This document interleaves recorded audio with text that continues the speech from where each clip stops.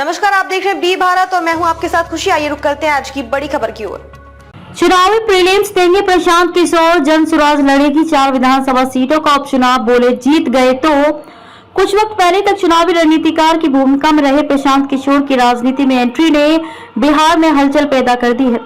ऐसी उम्मीद है कि राज्य की 4 विधानसभा सीटों पर जल्द ही उपचुनाव हो सकते हैं। हालांकि अभी चुनाव की तारीखों का ऐलान नहीं हुआ है, लेकिन सभी राजनीतिक दल इन सीटों पर चुनाव को लेकर अपनी अपनी तैयारियों में जुटे हैं।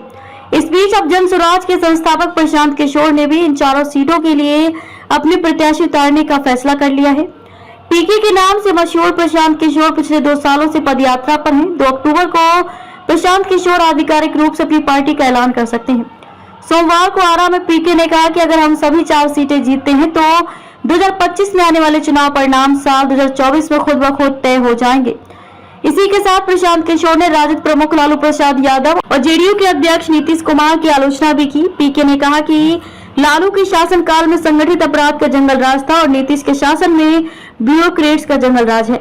आपको बता दें कि आरजेडी प्रशांत किशोर को बीजेपी की बी टीम कहती आई है। राजद नेता 10 सितंबर से बिहार में आभार यात्रा की शुरुआत करने वाले हैं। राजद की तरफ से सवाल उठाते हुए कहा गया है कि आखिर लोग पीके पर भरोसा क्यों करेंगे, उन्होंने बिहार के लिए कुछ नहीं किया।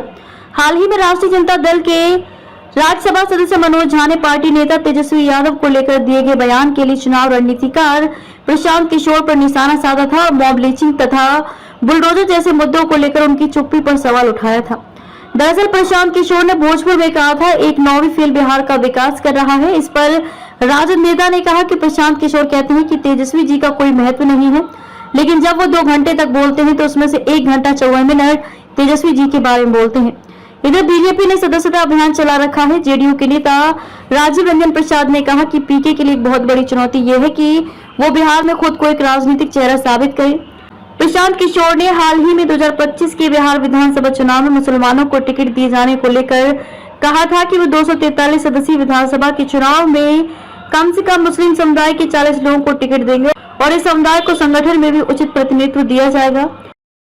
अब तक के लिए बस इतना ही। फिर होगी आपसे मुलाकात ऐसी एक और बड़ी खबर के साथ। तब तक के लिए नमस्कार और देखते रहिए बी भारत। ऐसे लेटेस्ट अपडेट्स के लिए हमारे चैनल बी भारत को सब्सक्राइब करें और तुरंत नोटिफिकेशन पाने के लिए बेल आइकन प्रेस करना ना भूलें। यदि आप हमें फेसबुक के माध्यम से देख रहे हैं तो हमारे पेज को फॉलो जरूर करें। धन्यवाद।